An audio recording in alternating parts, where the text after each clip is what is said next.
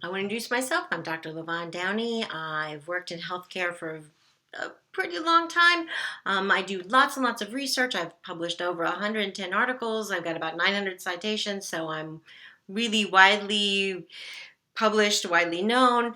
One of the things besides that, I also do a lot of things on campus. So, for instance, one in the UN, all of which I certainly want you all to take part of because they all deal with health and global health, which is a big area and it impacts the healthcare system that we have here. And it's part of the reason we do some of the public health oriented things that we do in the world. So, certainly contact me if you're interested in any of those things because there's lots of events and things you can take part in during the school year and in the summer. But one of the reasons I wanted to do an introduction for this class, for Introduction to Health Services, is because it's a very much a systems class. So we look at specific systems within the healthcare system.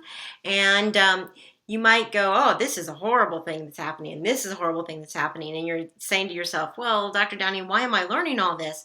And one of the reasons I want you to learn about all these different systems, and again, these different systems sort of act like they're little planets all revolving around the sun, and the sun might be the patients, but all the different planets and all the different components are going around the sun versus being with the sun and interacting with the sun, which is the patient. And it should be the other way around, right? That the patient is the center and everything works as a system together to help the patient become healthier, happier, and live a long, prosperous life.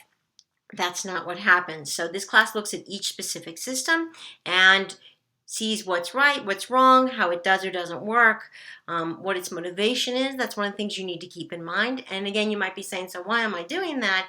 Why do we have to learn this? And one of the reasons you're learning this is because as a health administrator, you're going to want to improve all of this. That's one of the things I love about our Roosevelt students and I love about healthcare is that there's lots of room for improvement.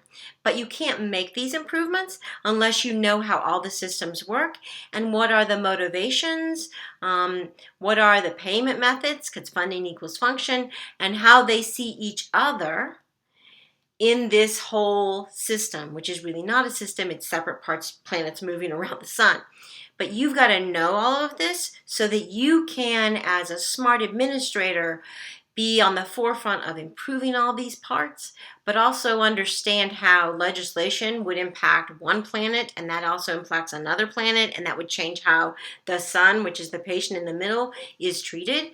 You have to sort of understand present, future issues that could come about, but you cannot do that unless you know all of these systems, how they work, what their motivations are, and how you can put them together, play them off each other, change them, all to make the patient's health care much better and their outcomes much better. So again, it's a systems learning kind of thing. We're learning different components, but it is all so that we can improve the system later. You are going to be a savvier person because most of the people in the system sort of only know their own planet. They don't know how the other planet does. They don't know how the other planet gets money. They don't understand how the patient can't afford the insurance or only has one choice of insurance or can't afford the medicine.